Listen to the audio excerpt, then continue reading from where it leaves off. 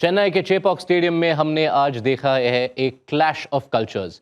एक team spin पर निर्भर, एक टीम पेस पर निर्भर। दोनों टीम के विकेट्स गिरते रहे, लेकिन इस सब के बीच एक तिलक वर्मा डट कर खड़े रहे। एक शानदार नाबाद पारी के साथ उन्होंने दिलाई भारत को एक जीत, जिससे भारत ने ली इंग्लैंड के खिलाफ 2-0 से श्रृंखला में बढ़त। स्वागत है आपका टाइम आउट हिंदी में। हमारे साथ मैच का रिव्यू करने के लिए जुड़ रहे हैं संजय मांजरेकर। सर, काफी रोमांचक थैंक यू। गेम। एक दोनों बड़े मॉडर्न टीम है, लेकिन स्कोर कार्ड देखे तो काफी ओल्ड स्कूल सा T20 लगेगा। अगर स्कोर कार्ड देखे तो, लेकिन जिस तरह से खेला गया एकदम T20 एक्सट्रीम हिटिंग का स्टाइल था, इसके वजह से मुझे लगता है कि काफी बल्लेबाज भी आउट हो गए। थोड़ा ओवर अटैकिंग भी हो रहा था इंग्लैंड की तरफ से भी और इंडिया की तरफ से, जब लक्ष्य 160 का था। लेकिन अंत में जो स्पिन कल्चर है वो मुझे लगता है कि बेहतर एक रणनीति थी इस पिच के ऊपर, और शायद इसकी इसके वजह से जिस टीम के पास स्पिन का कल्चर था वो जीती है। जी हाँ, कई पहलू है इस मुकाबले में। कंपेयर टू कोलकाता में काफ़ी एक तरफा मुकाबला था। यहाँ बहुत सारी चीज़ें हैं जिनको हम डाइसेक्ट करेंगे, लेकिन शुरुआत तो तिलक वर्मा से ही करनी होगी संजय, क्योंकि जिस तरह से भारत की पारी लड़खड़ा रही थी, विकेट गिरे जा रहे थे, ये एक बेहतरीन पारी है। और अगर आप देखें तो पिछला मैच अभी जो भारत आसानी से जीत रहा था, तिलक वर्मा आए थे और नॉट आउट रह गए अंत में, और बहुत ही धीमी गति से खेले क्योंकि जरूरत नहीं थी उनको और तेज खेलने की। अभिषेक शर्मा पूरा वो काम कर रहे थे। तो ये एक शायद एक बल्लेबाज है जिनको शायद टीम ने भी लाइसेंस दिया है कि आप माहौल के हिसाब से खेले। बाकी सब जो है एकदम T20 स्टाइल में नो फियर क्रिकेट खेल रहे हैं। हर बॉल पे छक्का मारने की कोशिश हो रही, चाहे पहले बल्लेबाजी हो या सेकंड। लेकिन तिलक वर्मा थोड़ा सा अपना रंग बदलते हैं सिचुएशन के हिसाब से, और कहीं ना कहीं मुझे लगता है स्पेशली रन चेस में एक ऐसे बल्लेबाज होना चाहिए, ज्यादा रंग ना बदले और स्ट्राइक रेट 120 का ना हो। लेकिन मुझे लगता है कि इस टीम में जहां पर सब बहुत ही high risk attacking T20 pure T20 batting करते हैं, वहां पर एक तिलक वर्मा जिनके पास T20 गेम है, लेकिन वो भी क्षमता है कि अपना माइंडसेट सिचुएशन के हिसाब से बदले। जी हाँ, इस फॉर्मेट में भारत को आदत है कि उनका जो 3 नंबर का बल्लेबाज होता है वो अक्सर चेज़ में गाड़ी आगे ले ही जाता है। तिलक पर ही अगर हम जुड़े रहे सर, अब ये जो उनके पिछले 4 पारी हैं इन T20 आईज़, उसकी चर्चा हर ज़ुबां पर। 107, 120, 19 और अब 72 सारे नॉट आउट। और जैसा आपने कहा, एक इन्होंने इसमें काफ़ी अलग गियर्स दर्शाए हैं, क्योंकि वो साउथ अफ्रीका वाले जो 2 शतक थे उनमें से एक था जहाँ पे विकेट्स गिर रहे थे, एक तो था जहाँ 280 रन मारे। तो ये भी बहुत प्रॉमिसिंग साइंस एक युवा बल्लेबाज के लिए। जी, और जब वो आए नंबर 3 पर और एक अच्छा फ्लायर उनको मिला और लग रहा था कि आके बिल्कुल बेडर क्रिकेट खेल रहे, हाई रिस्क शॉट्स खेल रहे थे और अच्छी शुरुआत भी मिली और एक फ्लाइंग स्टार्ट उन्होंने पाया। लेकिन देखा कि सूर्य कुमार यादव आउट हो गए, हार्दिक पांड्या जल्दी आउट हो गए, तो इमीडिएटली उन्होंने अपना गियर बदला, और ये एक काबिले तारीफ चीज है।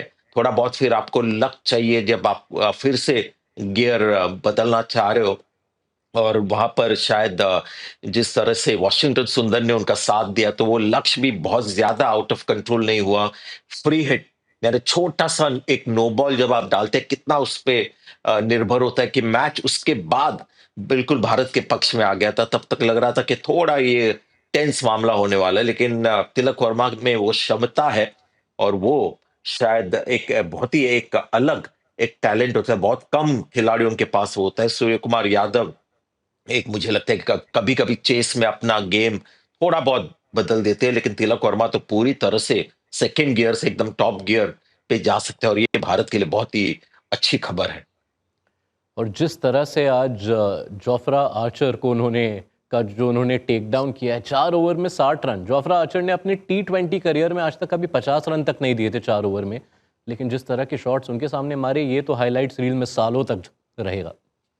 जी, और पिछले मैच में अभिषेक शर्मा ने वही काम किया था, तो ये ऐसे खिलाड़ी है जो नाम से नहीं डरते, काबिलियत से नहीं डरते, जाके अपने आप को बैक करते हैं। और T20 क्रिकेट का जिस तरह का एक बैलेंस होता है, अगर आप देखें तो मिस टाइम शॉट्स भी बाउंड्री के बाहर जाते हैं, और ये अभी के बल्लेबाज बिल्कुल समझ गए कि ये पूरा फॉर्मेट उनके फेवर में है, तो उसका भरपूर फ़ायदा उठा रहे हैं। और इंटरेस्टिंग बात ये है कि जितना आप तेज़ हो, उतना प्रेशर आपके ऊपर होता है।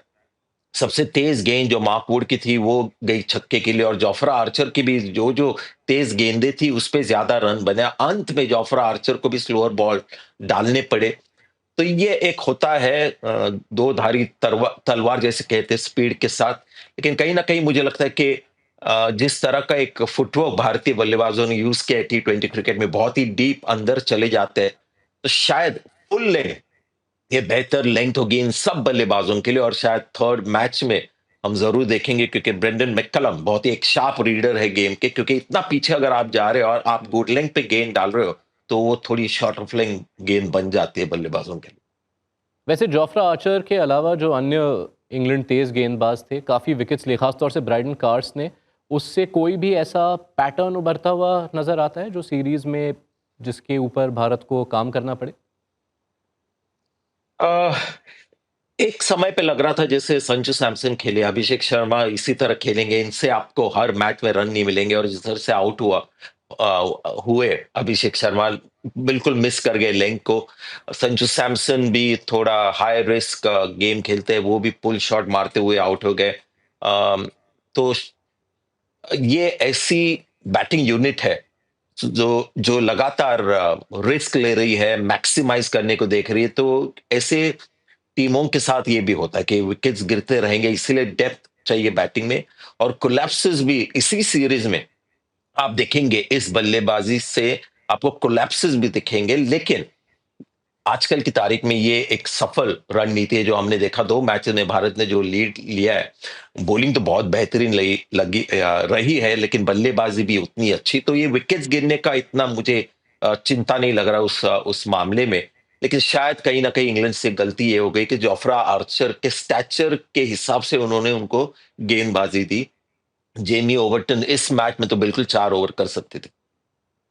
जी हाँ, तो इससे पहले कि हम भारत की गेंदबाजी पर नज़र डालें, इस पर आपसे आपकी राय जानना चाहूँगा, क्योंकि ये एक प्रॉपर क्लैश ऑफ कल्चर्स बन के निकला। भारत ने 14 ओवर डाले स्पिन के। घर के किसी भी मेंस T20 आई में इससे पहले एक ही ऐसा मुकाबला है जहाँ इससे ज़्यादा ओवर स्पिन गेंदबाजी के भारत ने यूज़ किए हैं। दूसरे ओर इंग्लैंड थे जो पेस पेस पेस। तो इस पर आपकी क्या राय? एक तो भारत के पास चॉइस नहीं था, क्योंकि 2 ही सीमर्स उन्होंने खिलाए, नीतीश कुमार रेड्डी एक ऑप्शन नहीं थे। और चेन्नई में अगर आप पहले गेंदबाजी कर रहे हो, और ये ईस्ट की तरफ पड़ता है चेन्नई, और नीचे तो कहीं न कहीं दोपहर को अगर आप पहले गेंदबाजी करते हो तो स्पिन को मदद होती है। तो इसके पीछे कारण ये है कि क्वालिटी अगर आप देखें आज की तारीख में, जब शामी टीम में नहीं है, तो भारत के की बॉलिंग क्वालिटी स्पिन में है। और वो एक सही चुनाव के उन्होंने क्वालिटी को बैक किया। प्लस हमने देखा है कि स्टार्ट में हैरी ब्रूक जिस तरह से आउट हो गए, बेन डकेट अभी भी स्पेन के खिलाफ थोड़ा स्ट्रगल कर रहे हैं। तो ऑपोजिशन को देखकर, चेन्नई को देखकर पहले गेंदबाजी करने का जो मौका मिल गया, उसको देखकर बिल्कुल एक सही रणनीति। और जब शामी आ जाएंगे तो शायद सीम की तरफ थोड़ा सा रुख फरमाएगी भारत, और पिच के ऊपर भी डिपेंड होगा थोड़ा।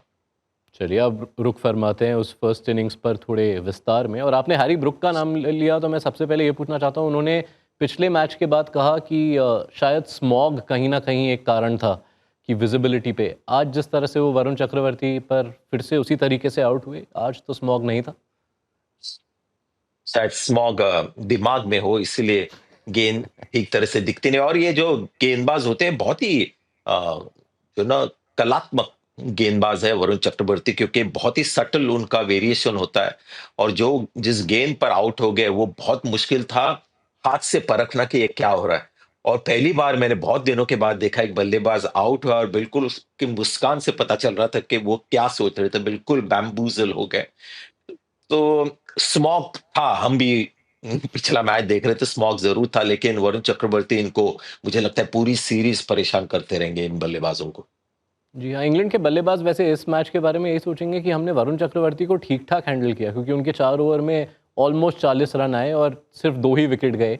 अर्शदीप सिंह के भी 4 ओवर में 40 रन गए, लेकिन आज भारत एज अ यूनिट हर कोई कंट्रीब्यूट करता रहा। ऐसे में आप कप्तानी के बारे में क्या कहेंगे? क्योंकि ठीक है, ऑप्शंस बहुत सारे हैं, पर उन्हें आप किस तरह से रोटेट करते हैं, वो भी एक ज़रूरी पहलू है। जी हाँ, हम बात कर रहे हैं कि इस इंडियन टीम की स्पेशलिटी है कि टी20 स्पेशलिस्ट, हर प्लेयर टी20 स्पेशलिस्ट है और कप्तान भी काफ़ी टी20 स्पेशलिस्ट एक कप्तान है। और अगर आपने देखा तो वॉशिंगटन सुंदर से एक इंपॉर्टेंट विकेट उन्होंने निकाला, बेन डकेट को उन्होंने आउट किया, फिर उनको बंद कर दिया 1 ओवर में 1 विकेट और फिर अभिषेक शर्मा को लाया जब 2 राइट हैंडर्स थे और पिच में थोड़ा-सा टर्न था, तो वो मुझे लगता है सही रणनीति थी, लेकिन महँगे साबित हो गए, लेकिन उन्होंने भी 1 विकेट निकाला, लेकिन उनको बाहर किया। और अक्षर पटेल ने बाकी विकेट्स निकाले। ऐसा नहीं था कि क्योंकि किसी ने विकेट निकाला है इसलिए उनको ज्यादा गेंदबाजी दे। तो बहुत ही मुझे लगता है कि एक टी20 स्ट्रीट स्मार्टनेस जो होता है खेल खेल कर आता है कि बस उसी समय के लिए इस बॉलर का फायदा होने वाला है। उसके बाद अगर आप उससे कैरिड अवे होकर उनको यूज करें तो थोड़ा सा महंगे साबित होंगे आप। उस हिसाब की कप्तानी, तो ये एक बहुत बढ़िया बात थी। मुझे लगता है कि हमारे जो 3 स्पिनर्स थे वरुण चक्रवर्ती को छोड़कर, उन्होंने शायद 3 ओवर में 4 विकेट्स लिए, 4 ओवर में 3 विकेट्स, ऐसा कुछ परफॉर्मेंस हमने देखा। तो ये जी। कप्तानी की वजह से हुआ। जी हाँ, अभिषेक शर्मा ने भी 1 विकेट लिया, वॉशिंगटन सुंदर ने 1 ओवर में 1 विकेट। या और वॉशिंगटन सुंदर को तो अब वैसे पिछले कुछ महीनों में आदत है कि वो फील्ड पे रहते हैं, उन्हें उतने ज़्यादा ओवर नहीं मिलते। लेकिन आज कोई शिकायत नहीं हो सकती उस यूसेज के बारे में। जी, इंग्लैंड के बल्लेबाज जी। फाइनली संजय, वो जो शुरुआती विकेट्स थे, आप उनके टॉप 6 को अगर देखें, उनमें से 4 ने सीधे बॉल किसी बाउंड्री राइडर के हाथ में थमा है। तो ऐसे में टीम क्या सोचेगी? देखिए, जो गेंदबाजी होती है सीधे स्टंप में, उसके खिलाफ थोड़ा, जैसे अनिल कुंबले भी बहुत परेशान करते थे, सुनील नारायण भी उसी तरह का लाइन डालते हैं, रशीद खान भी। तो उसके लिए आपको थोड़ी-सी स्पेशल एबिलिटी चाहिए। और जब आप सामने आकर पुश करते हो जैसे हैरी ब्रूक ने किया, तो वो थोड़ा-सा मुश्किल हो जाता है। बटलर अगर आप देखें तो कभी भी स्पिनर उनके खिलाफ आते हैं तो बिल्कुल पीछे जाकर बैकफुट शॉट्स पर फ़ोकस करते हैं और जब उनको पता होता है कि अब बहुत ही ज़्यादा आगे फ्लाइटेड गेंद होगी तो पहले से ही थोड़ा-सा तैयार होके सीधा खेलते हैं। तो जितना पीछे आप इनको खेलेंगे, उतने चांसेस आपके ज़्यादा है और अगर आगे खेल रहे हो तो थोड़ा-सा वरुण चक्रवर्ती को लेग साइड की तरफ ज़्यादा अगर खेले, तो ये सब थोड़ी, मुझे लगता है, स्किल्स है। बहुत कम हम देख रहे हैं कि नॉर्मल स्वीप खेल नहीं रहा कोई। बेन डकेट भी रिवर्स स्वीप पे आउट हो गया, हैरी ब्रूक भी सीधा-सीधा खेलने की कोशिश कर रहे थे। तो जी हाँ, थोड़ा काम करना होगा। लिएम लिविंगस्टन, जब भी मैं देखता हूँ उनको, उनसे रन ही नहीं होते और जिस तरह से आज भी आउट हुए, बहुत ही ज़्यादा उत्सुक लगे रन बनाने के लिए, ऑफ बैलेंस उन्होंने पुल खेला। तो काफ़ी अभी उनको कॉन्फिडेंस आना है बल्लेबाजी में और टी20 क्रिकेट में बैटिंग में कॉन्फिडेंस अगर आप 3-4 नंबर पे खेलते हो तो इतनी इतनी आसानी से नहीं मिलता है। एक फ्लाइंग इनिंग्स आपको मिल जाए, तो मामला थोड़ा-सा ईज़ी हो जाता है। जी हाँ, अब गलती की गुंजाइश नहीं रही इंग्लैंड के पास। 2-0 से वो अब डाउन है। Every match becomes a must win. दूसरे मैच का सिलसिला यहीं ख़त्म करते हैं। Thank you so much Sanjay, आपके वक्त के लिए। Thank you, ESPN thank you, cricket for time out Hindi में थैंक यू। हमारे साथ जुड़ने के लिए। भारत सीरीज़ में जीत से अब सिर्फ एक जीत दूर।